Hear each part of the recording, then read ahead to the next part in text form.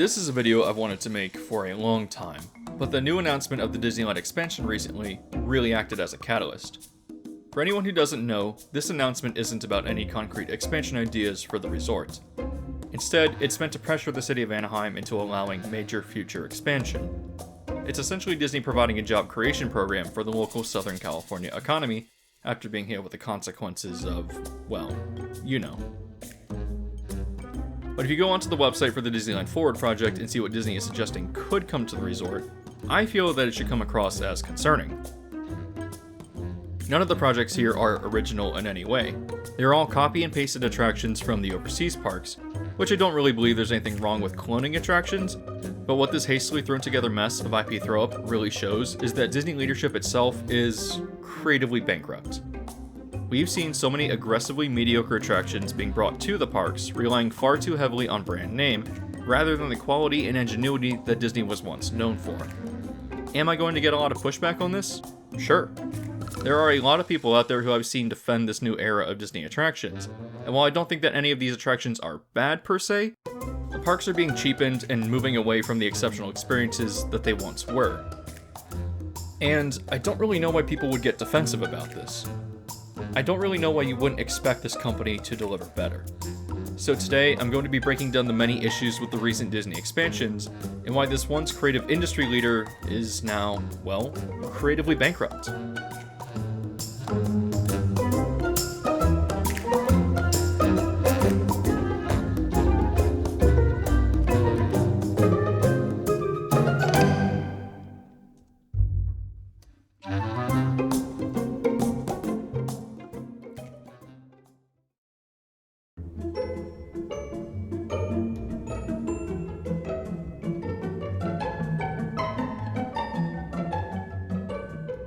There was a point in time where the Disney parks were known for their creativity. Disneyland itself pushed forward the world of entertainment when it opened. Never had such a highly themed and innovative entertainment project ever been seen before. Fast forward a bit, and let's take a look at the birds that came out of WED Enterprises as audio animatronics for the Enchanted Tiki Room. They showed that Disney Imagineers existed to push what was possible in the world of entertainment. The idea of mechanical figures being used to simulate characters is something that not only blew audiences away in the 1960s, but is something still very much sought after today. Beyond the Tiki Room though, Disney Imagineers have continued to innovate. You have many classic attractions that really set out to wow audiences with the level of theming and detail applied. You of course have existing classics today, and the company is full of closed attractions that are often regarded as some of the best the world has ever seen. Even coming into the era of Michael Eisner, with a larger emphasis on thrills, the company saw a number of groundbreaking attractions that really pushed technology and theming to all new heights. Attractions got larger and more ambitious with their use of animatronics. We saw unique Disney takes on other experiences, such as the Twilight Zone Tower of Terror, turning a drop tower into a narrative experience using unique and groundbreaking ride technology. We also witnessed not only the theming masterpiece that is Disney's Animal Kingdom emerge from this era, but also Tokyo Disney Sea, still often considered to be the most exceptionally themed park in the world. Were there missteps during this era? Yeah, absolutely. I've defended how well the theming of Chester and Hester's Dino-Rama fits into Dinoland USA, but I can't deny that it was a cheap attempt at adding new attractions. No offender though was worse than Disney's California Adventure, a park that opened with exceptionally tacky theming and contained far more shopping and dining than attractions. Even a large portion of the attractions there were just lightly themed generic flat rides. But for all the issues of the Eisner era, we also ended up getting a lot of incredible experiences. Since Bob Iger and Bob Chapek have taken up the reins of the company though, we've seen a dramatic decline in creativity. Are there exceptions to this? Well, sure. I think Mystic Manor is pretty great, and Pandora the World of Avatar is exceptionally impressive. Even Shanghai Disney, for the most part, seems to be creatively inspired. But these are the rare exceptions. Disney, for the most part, is going down a path that I think will ultimately hurt it in the end.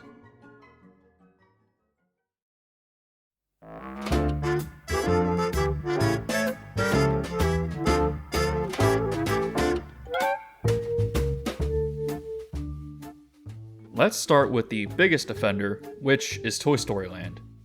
Almost every Disney resort has one in their parks, and it's a really cheap way of bringing in new attractions. What baffles me about this is that people won't hesitate to criticize the abundance of generic flat rides that opened with California Adventure, yet still give these lands a pass. Now, if you visited the version in Hollywood Studios, you might disagree with me, and I understand that. It's definitely the best version that exists, because Slinky Dog Dash is a decently themed family coaster, and this land incorporates Toy Story Mania, which I think is also a pretty decent attraction. But if we go to the international parks, we see a different story. Let's first start with Walt Disney Studios Park, which opened in 2002. Very much a symptom of the cheap cost-cutting of the late Eisner era, this park was built adjacent to Disneyland Paris, just out of contractual obligation. Because Disney didn't actually want to build this park, it is by far the smallest one constructed by the company, and was a collection of cloned attractions with some of the poorest theming you'll ever see. Not even Six Flags would put something like this in one of their parks. The park would receive some half-baked Band-Aid fixes in a new land called Toon Studio, like Crush's Coaster. It looks like a fine little indoor coaster, but the theming is minimal and just looks like it was lifted from the kids area of the Seas Pavilion. You also have a Cars-themed flat ride called Cars Race Rally, which is a model called Demolition Derby manufactured by Zamperla. The park would also later get a clone of the California Adventure version of the Tower of Terror, which is fine, but the original version in Hollywood Studios does a lot more than its clones. In 2010 though, the park opened up Toy Story Playland, and like Toon Studio was a poor excuse for a Disney project.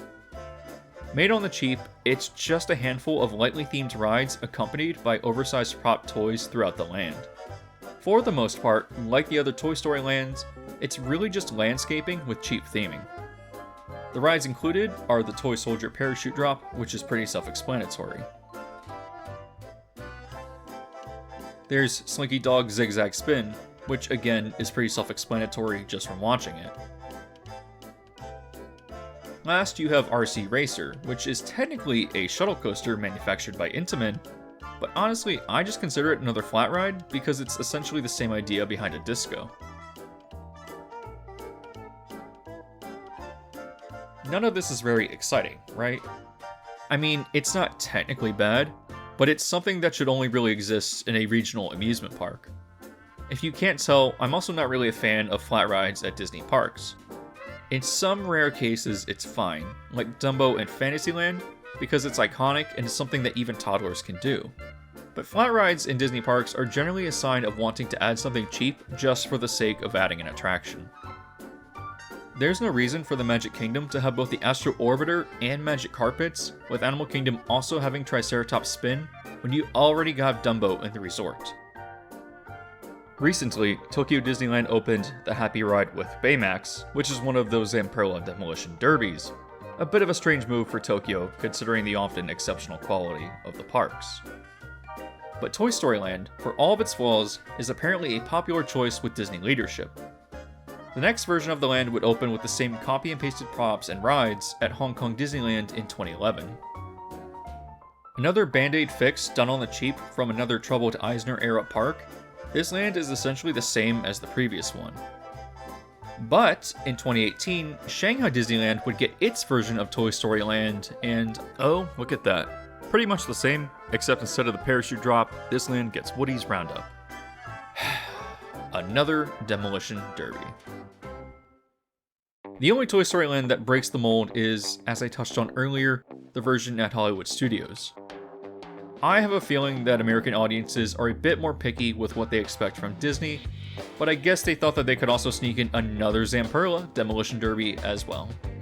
Known as Alien, Swirling, Saucers, or ATS for its shorter abbreviation, Disney apparently has no shame in trying to dupe guests into thinking that they're getting high-quality entertainment with this land and ride.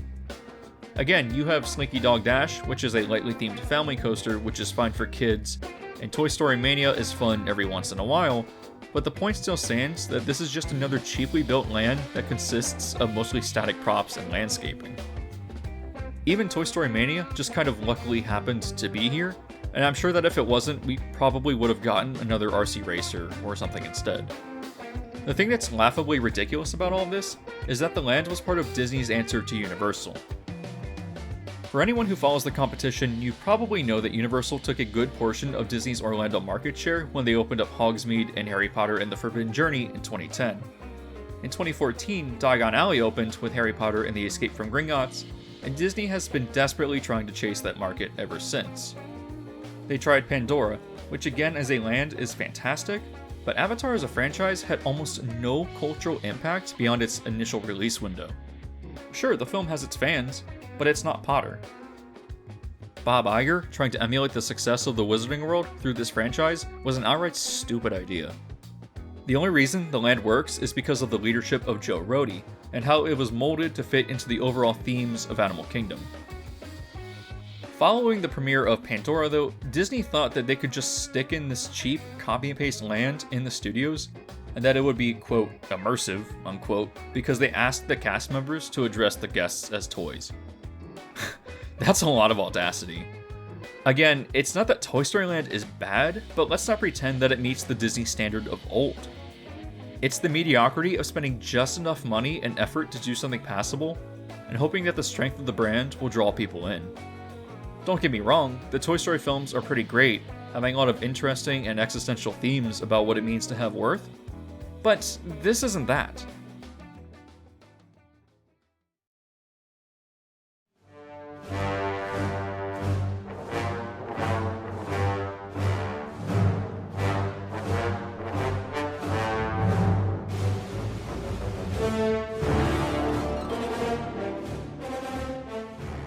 So remember how I spoke earlier about how the original California Adventure was criticized for having more shopping and dining than actual attractions? What does that remind me of? The lesson we learned with Toy Story Land is that you can build mediocrity and expect people to come as long as you slap an IP on it. Again, as with Toy Story Land, Galaxy's Edge isn't bad by any means. It's just mediocre. It feels like a shopping mall. And for all that expense and effort to go into selling merchandise, it doesn't really deliver. I've already done a video on this about why Galaxy's Edge should be rethemed to the original trilogy, because they've definitely made a mistake by basing it on the sequel films and the merch doesn't sell as well. So go check that out if you want more info on that, but the Star Wars sequel films share a lot of similarities with Disney's newer attractions. All they care about is stuffing the IP in your face and not actually giving you anything creative or substantial. The films very much feel like a checklist of things meant to bait people with nostalgia, and they therefore feel rather fake in their world building. Take for a counterpart example, Millennium Falcon Smuggler's Run. The attraction is fine. I'm sure that plenty of people have had fun on it, but wouldn't you expect piloting the Millennium Falcon to be a bit more exciting? This attraction absolutely has the same goal as the films, which is to bait people with nostalgia, and the actual creativity behind the experience takes a back seat. In this case, pushing buttons that light up green in the back of the cockpit, because only the people who sit at the front are allowed to do anything fun. Sure, this attraction does a good job of making you feel like you're in the Millennium Falcon, which is great for the age of Instagram, but once it starts, you're met with, oh, there's that word again, mediocrity. As for the shopping and dining aspect of the land, none of it is bad. It's kind of cool that you see animatronics inside the shops and dining establishments, so I'll give it points for that. The food itself is pretty decent, and so is the merchandise. Even the experience of building a droid or a lightsaber has a show element to it.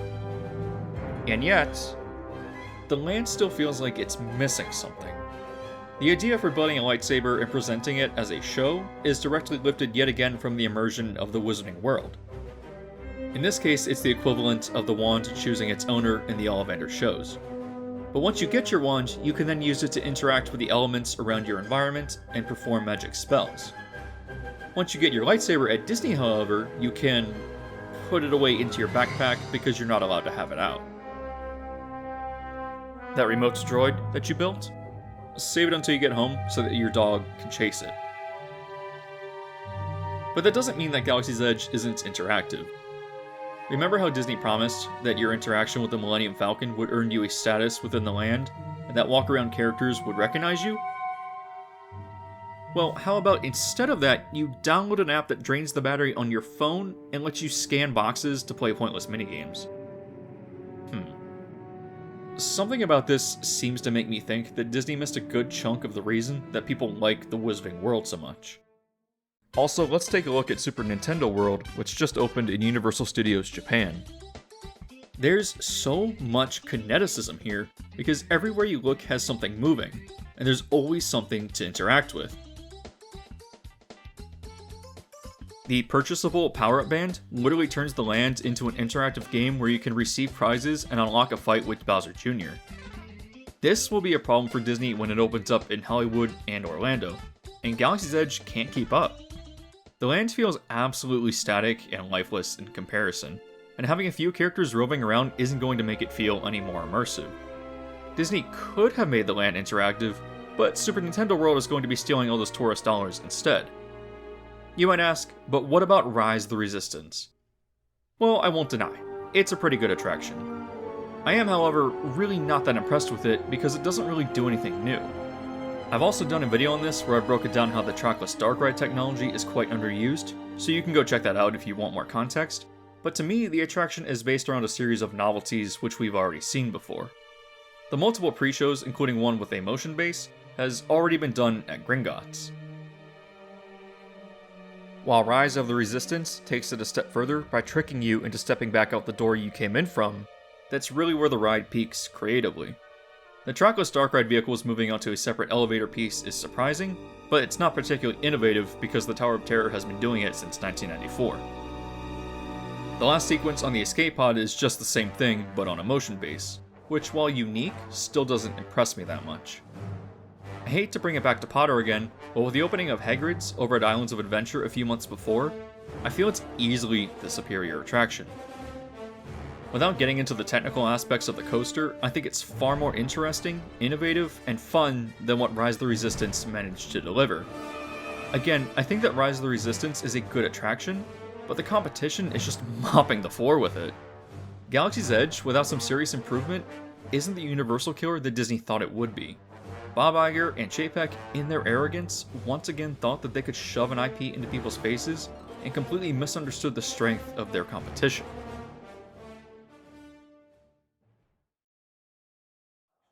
And that's why today we're excited to build upon the news that I teased out at Destination D. Now, some of you may have been there when I said that the teams are thinking big when it comes to Epcot.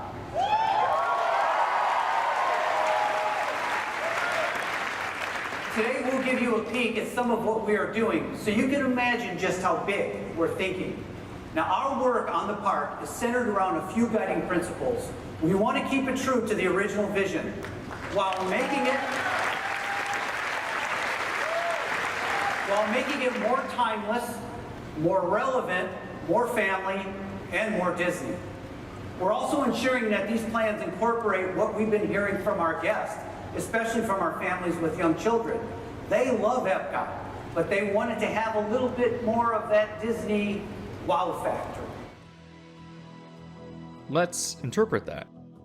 What Chapek is essentially saying is that Disney is going to dangle the characters that your 5-year-old loves in front of them so that they'll beg you to go to Epcot. It's like how junky cereals put characters on the boxes so that kids will beg their parents to buy them. Again, this is a sign of the creative bankruptcy of Disney leadership, and in my opinion will cause a lot of damage to the parks and Disney brand down the line. Am I saying that the incorporation of IP into the parks is a bad thing? Well, no. Because while I personally do prefer attractions that are original to the parks, the Disney characters and franchises are often pretty great, and have always been in the parks from the very beginning. My issue isn't the prevalence of IP, so much as it is the over-reliance on it instead of crafting unique and creative experiences. Take for example, Spaceship Earth. It's a personal favorite attraction of mine because while it's not particularly flashy or even thrilling, the idea behind it is unique. Not every guest is going to find this exciting, but that's fine because Disney parks have always stood as a cultural institution concerned with artistic expression, and in the case of many Epcot attractions, education. I think it's a mistake to cater to lower audiences by having Moana's grandmother flying around this planned refurbishment. In fact, I think that it's both insulting and tacky. Disney is essentially treating its guests like idiots. Disney is a juggernaut in Florida, and yet they still have to keep playing catch-up. We've already discussed how Toy Story Land and now Galaxy's Edge don't match up to the appeal of the Wizarding World, and Disney's plans for Epcot also follow this trend. If you follow the buzz around this new coaster coming to Epcot called Guardians of the Galaxy Cosmic Rewind, I believe that I recall it being touted as a new and innovative type of coaster. Here it is. Look familiar? They're just building Gringotts, copying another idea from Universal again. Nothing about Epcot's new attractions excite me. Remy's Ratatouille Adventure looks fine, I suppose, but Frozen Ever After?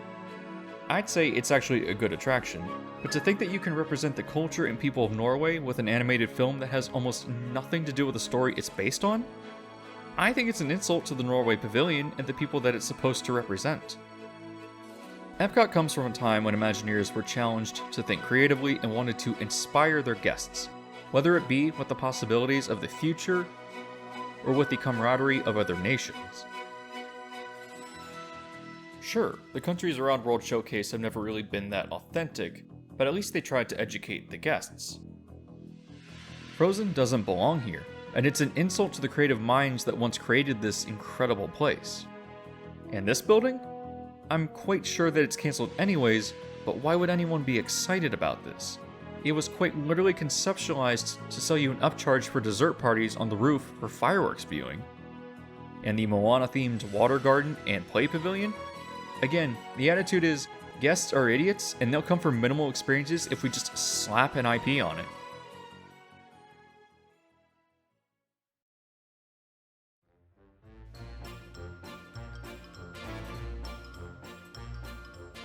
Let's take a quick look at Disney's Boardwalk Resort. Constructed in the Eisner era, it's a little weird, but is well themed to represent the turn-of-the-century boardwalk amusements and the strangeness that came with them. One aspect of this theming was the roller coaster and clown-themed slide at one of the main pool areas, which is bizarre, and people were often hyperbolic about how creepy it was. Was it strange? Sure. But something like this could only exist at a Disney resort, and is a memorable experience in and of itself just for the theming alone. So what did Disney do? They said, hey, we know you like Mickey Mouse, so here he is. And just like that, an essential component of the theming that made this resort unique was replaced because, again, this company is creatively bankrupt. At one point in time, what made something Disney to me was the level of quality, detail, and creativity that went into a project. Sure, there have absolutely been missteps, but when Chapek wants to make things more Disney, it's all about dangling characters in front of kids so that they'll beg their parents to take an expensive vacation. With these additions, the overall theme of Epcot is ruined, becoming a hodgepodge of cartoons and compromising what made it so special to start with. No place, though, suffers from thematic destruction worse than California Adventure. Sure, we all knew that the park and its theme was a bad idea from the start. But what's the theme now? Pixar? The original Paradise Pier drew a lot of criticism for what was perceived as tacky and cheap theming. But is this really any better? I'd argue it's worse.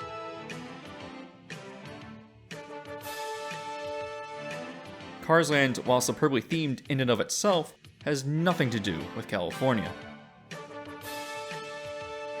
I know that it sprung out of the original idea for an attraction themed around California car culture, but the land and film setting are very much inspired by Monument Valley, located in eastern Arizona. And look at that. Another demolition derby. Why is Marvel coming to this park? If you're going to theme the park as California, either change the theme or don't stuff in random IP. I hate to keep going back to Universal, but just looking at the art for this upcoming Spider-Man attraction, I'm skeptical that it's going to be very exciting. The Spider-Man attraction at Islands of Adventure has already set such a high bar that I just don't think that Disney can deliver by doing this weird adaptation of Toy Story Mania. This new Spider-Man attraction will probably follow many other Disney attractions in being aggressively mediocre, but that's okay because Disney will expect you to come anyways. If any of the other Marvel attractions are an indicator, then not much effort will be put into this land. The relatively new Ant-Man and Wasp attraction that opened in 2019 at Hong Kong Disneyland is downright terrible. There was absolutely no effort put into this, in a way that makes Toy Story Land look like a theming masterpiece. It's an insult to call the theming of Disney's Riviera Resort theming. Wow, Disney movie posters in French. An enticing reason to stay there for sure. These new Moana-themed rooms at the Polynesian? It's a resort with so much fantastic potential for its theming, but Bob Chapek decided that Disney parks should embrace the tackiness of Six Flags instead. A premium product worth hundreds of dollars each night, for sure. And what is being done with Walt Disney Studios Park? They're cloning Marvel, Frozen Ever After, and the worst part of Galaxy's Edge. Do you see how all of this is problematic? How these oversights of short-term gain by shoving characters in your face hurts the longevity of the parks because it compromises the creative integrity that made them so appealing from the start? I don't think that Runaway Railway, for example, will ever achieve the status of classic attraction like the Great Movie Ride. Disney promoted it as this new and innovative concept of being 2.5D, and it's really just Mickey and Minnie projected onto flat walls and surfaces. The people who for so long criticized Universal screen-based attractions are silent here. Again, it's not a bad attraction, but it's just mediocre in every way, with Disney hoping that you'll come because Mickey is in the name.